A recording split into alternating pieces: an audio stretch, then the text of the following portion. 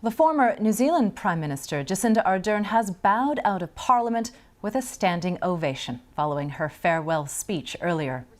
The 42-year-old spoke about the honour she's felt representing her country and steering its people through some of its hardest times, including natural disasters, the COVID-19 pandemic and the 2019 Christchurch mosque attack.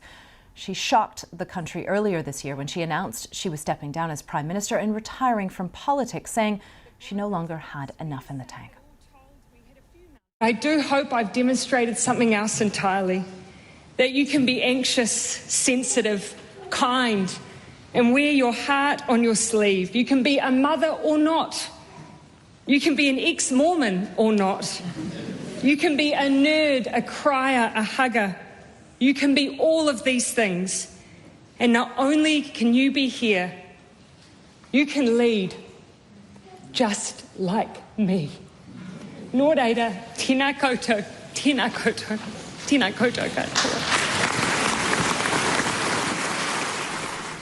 Well, let's cross over to Wellington to speak to journalist Michelle Duff. She's the author of Jacinda Ardern, the story behind an extraordinary leader. Michelle, I wonder if we can start by focusing on that speech. Was it classic Jacinda Ardern, or were there a couple of surprises in there? You know what? I think that was Jacinda Ardern in full flight. We haven't seen her like this in a little while. I don't think the toll of the job has really shown in recent months. But today in that chamber, you know, she was how we kind of know her or have known her when she came to be Prime Minister, which was, you know, her personality. She was relatable. She was funny. She was empathetic, and, you know, she was still really, you know, brought the important issues to the forefront. Like, she began talking about climate change and how it was a defining issue for this generation, and imploring, you know, the other politicians to put politics aside to focus on that. What's her legacy? How has she changed the political landscape in New Zealand and beyond? You know, I really thought about that when I was reflecting on this speech, just how when she ran through some of the things that she had achieved within the New Zealand context, you know, just taking a step back, you know, this has been a leadership defined by crisis for her. You know, we had the mosque attacks on March 15th. We have had the pandemic like everyone else. We had a volcanic eruption in Whakaari, White Island. So a lot of the change that she might have wanted to see hasn't quite come to fruition. But the things that she has done, you know, after March 15 and that awful attack, she banned semi-automatic weapons immediately. You know, she's banned conversion therapy. Her government has decriminalised abortion.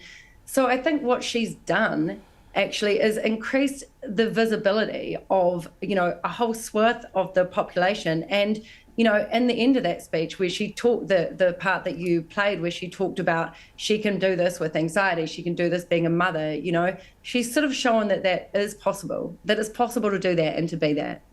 So she's stepping out of politics, but is she really stepping out of the spotlight, or do you think a certain amount of attention will always be focused on her? I mean, look, she's achieved, especially on the international stage, you know, she really has achieved a lot in her time and drawn attention as a liberal, you know, woman leader, and with the, you know, the sort of barriers she's pushed. So I'll be interested to see that. You know, she is going to keep on continuing to be in the public eye to some degree as the special envoy to the Christchurch call against violent extremism. So, you know, I feel we will see more of her to come, particularly internationally, I would think. Michelle, just briefly, I mean, we're speaking of Jacinda Ardern in quite glowing terms at the moment, but she did face a lot of criticism, particularly towards the end of her time in office. How do you think her party is going to fare in the upcoming election? Yeah, look, that's really hard to know. I mean, I sort of did touch on this. You know, the change that she promised when she came into the prime ministership was, you know, she promised to be transformational. We've got, you know, terrible record when it comes to child poverty, homelessness, that kind of thing. She hasn't made a huge difference. You know, those things remain issues, and if not exacerbated by COVID. So, and yeah, there are people that think that her track record has not been great. And I would say that some of the decisions made during COVID were polarizing. So it'll be, it's going to be an interesting election this year. And I mean, there has been, I feel for her Labour Party, there has been sort of a bump in the polls, even her stepping back as leader. So, she was becoming, her popularity had certainly waned by the end of her tenure. Oh, certainly an interesting time in New Zealand politics. Thanks for taking us through that. Michelle Duff speaking from Wellington. Thanks for having me.